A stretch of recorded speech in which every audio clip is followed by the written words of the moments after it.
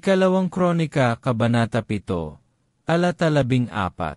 Kung ang aking bayan, na tinatawag sa aking pangalan, ay magpakumbaba, at manalangin, at hanapin ang aking mukha, at talikuran ang kanilang masasamang daan, ay didinggin ko sila mula sa langit, at patatawarin ko ang kanilang kasalanan, at pagagalingin ko ang kanilang lupain. Ama, sa pamamagitan ni Jesus na namatay, para sa aming kasalanan, iyong muling binuhay at ngayon ay namamagitan, para sa amin sa iyong kanan sa langit.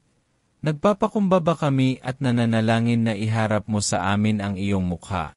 Pinagsisisihan at tinatalikdan namin ang aming mga kasalanan. Dinggin mo kami at kami ay iyong patawarin at pagalingin. Amen.